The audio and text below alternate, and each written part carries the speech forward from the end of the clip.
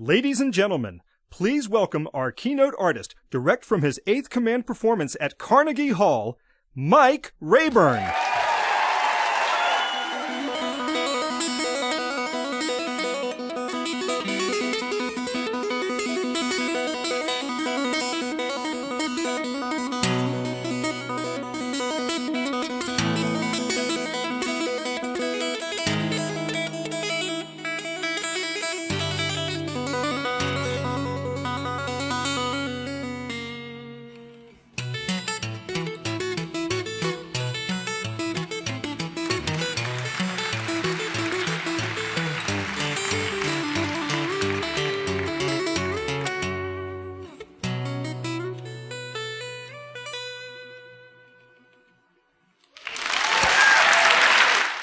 Thank you. I did that, well, because I can, actually.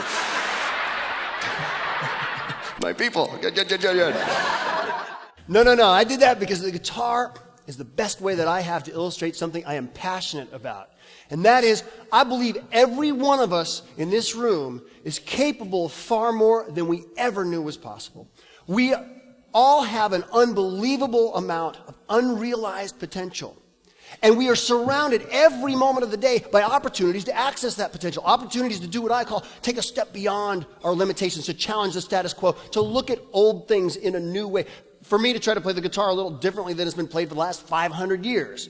So what I want to do today is I want to share with you 3 simple tools.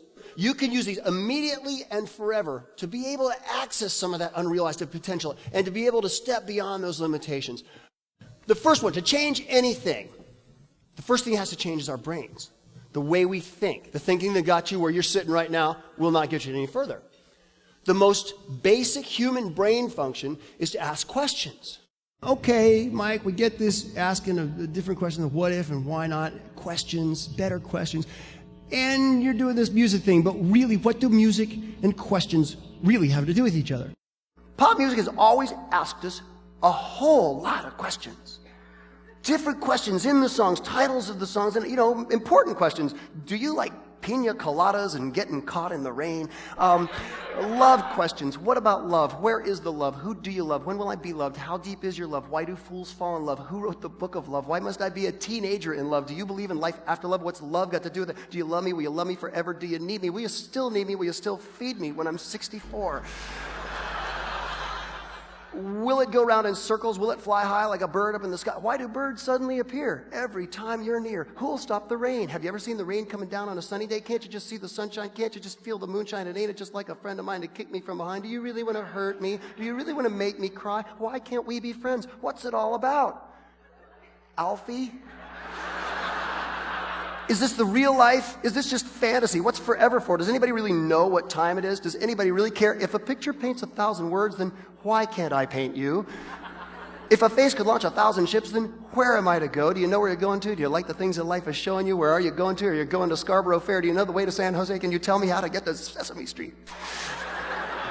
Should I stay or should I go? Is she really going out with him? What you going to do when she says goodbye? What's so good about goodbye? How do I live without you? When can I see you again? What have you done for me lately? Are you lonesome tonight? What about me? Do you want to dance? Could I have this dance? Can you hear me? Can you hear me calling? Can you hear me calling you? Do you hear what I hear? And for God's sake, who let the dogs out? But specifically, what I want to give you today are 2 questions that I use every day of my life. What if and why not? What if? What if opens up the possibilities? What if we did that? What would that look like? Why not gets at the obstacle. Okay, what's holding us back from doing this? Let me give you an example of how to apply this. What if the next time something comes along that's, it's a challenge and you're not so sure you really want to do it, or better yet, something that's an opportunity, something that, whoa, if this happened, it would be really cool, but I don't know, we can't do this. Just for me, just do this. Say, well, what if I could? What would that look like? What if we could do that? What would that look like? Doesn't mean you're going to. Just means you're entertaining the possibility. But a fundamental change has taken place. Your brain is now no longer looking for reasons you can't. It's looking for reasons you can, and that will make all the difference in the world. I apply these, as I said, in my life, in my business daily. I learned these by playing for drunk people. These are songs you've heard before, but not the way I'm going to do them. This is Dan Fogelberg. sings AC/DC.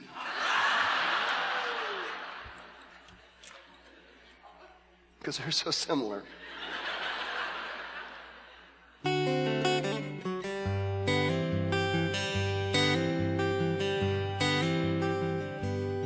She was a fast machine, she kept her motor clean. She was the best darn woman that I ever seen. She had the sightless eyes, telling me no lies, and knocking me out with those American thighs. Taking more than her share, had me fighting for air. She told me to go, but I was already there. Cause the walls were shaking, the earth was quaking, my mind was aching, and we weren't vacant, woman. You shook me all night long. You shook me all night long.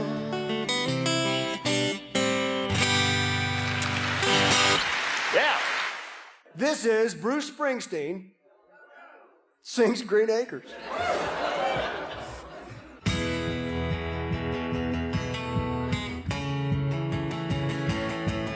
Green Acres is a place to be. Farm living is a life for me. Let's spread out so far and wide. Keep me hanging me the other side. New York is where I'd rather stay. I'm getting so allergic, smelling hay. Oh, darling, I love you, but give me Park Avenue. Oh, oh, oh.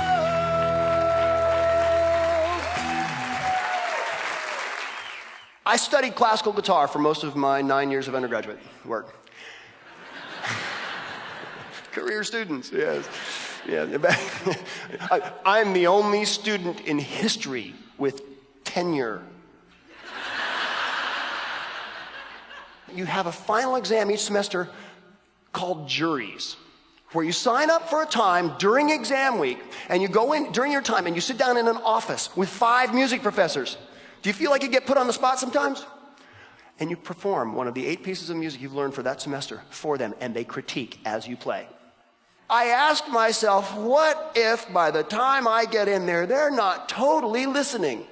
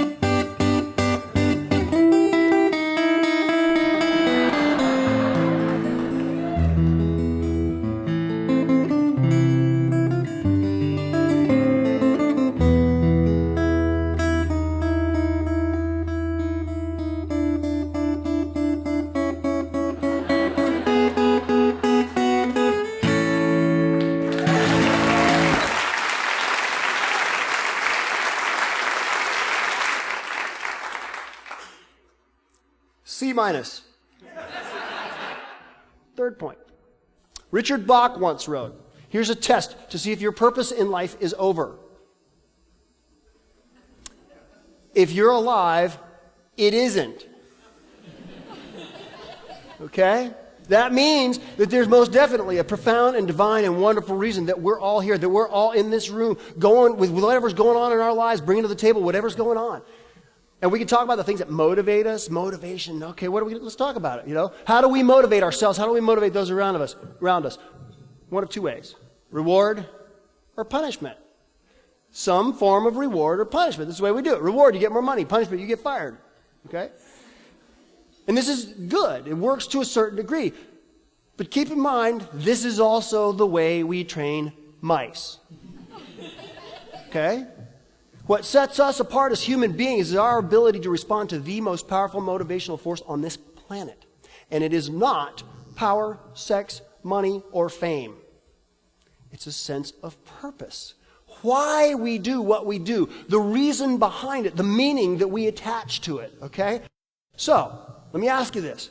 If there's purpose for it, if there's reasons for the way that we spend each minute of the day, are you driving with the brakes on? Think about your life right now. Think about your career. Think about your family. Are you driving with the brakes on? Because most of us are. So the third tool I want to share with you is a way to take the brakes off and get the most out of yourself to really realize some of that unrealized potential. And it's so simple. Master what matters. Become a master of what matters in life. So I want you to ask what if and why not. Through this whole conference, do that. Man, what if we did that? What if that? You'd be amazed what happens there. I want you to write music that you can't play. Set a goal that you just don't know how you're going to get there, but it's just the right thing to do, okay? And take some action on it. And then I want you to become a master of what matters. I'm going to finish up today with a piece of music that I thought was impossible to play. A lady requested it one night at a ski lodge in Virginia. So this is a guitar version of The Devil Went Down to Georgia. Thank you guys so much for being here. It goes like this.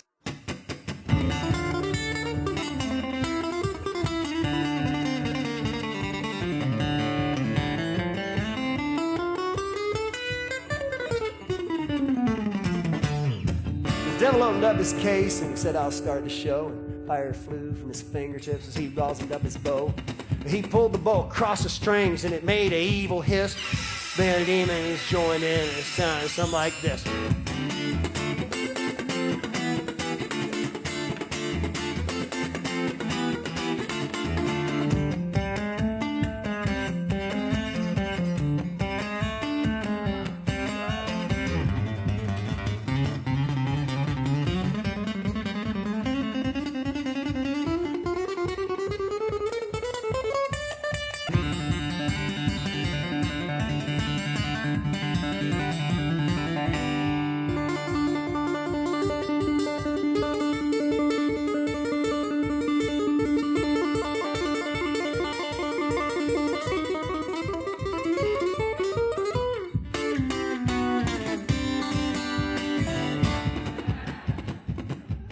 Bowed his head because he knew. No, there's a song that will work here. Just sit right back into here, a tale of faithful trip. It started from a tropic port aboard this tiny ship. The mate was a mighty sailing man, the skipper brave and sure. 5 passengers set sail that day for a 3-hour tour.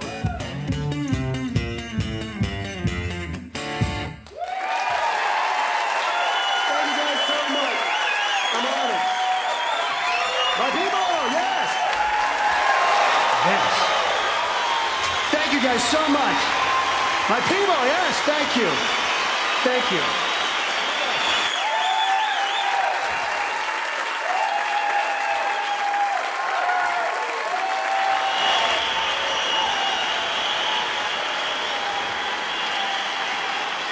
Thank you.